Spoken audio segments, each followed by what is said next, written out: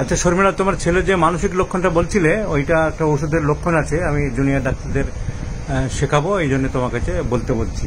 কি ও চট করে জিনিস ধরতে পারে না, ব্রেনের কি ব্যাপারটা কি? হ্যাঁ, ও যে কোনো জিনিস নিজে থেকে করতে পারে না, ওকে বলে দিলে সেটা করে।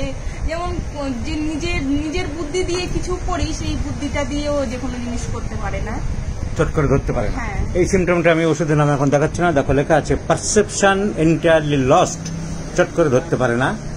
আচ্ছা, ও স্মৃতিশক্তি কেমন? স্মৃতিশক্তি এখন আগে যেমন ছিল, এখন চট করে পড়া টড়া একবার পড়িয়ে দিলে অতটা। মেমোরি উইক, ওইখানে লেখা আছে perception lost, memory weak, ideas not so clear as usual, forgetfulness. আচ্ছা, আর এমনি ওই তোমার যেটা বলছিলে যে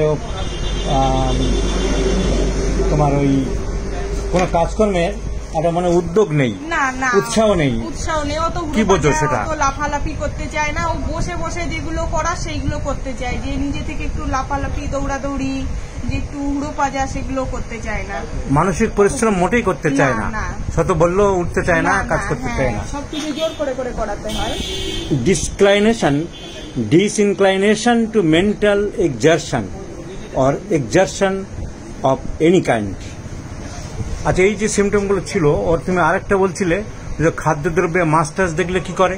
হ্যাঁ, ও কাঁচা মাছ, বাড়িতে তো মাছ নিয়ে আসলেই ও বমি করতে থাকে, সেটা দেখবে আর বমি করবে, অক টানতে থাকে, এরকম প্রচুর। Nausea to sea fish. হ্যাঁ, আর খুব থুতু ফেলে সারা, আর স্পিটিং, সবসময় থুতু ফেলে।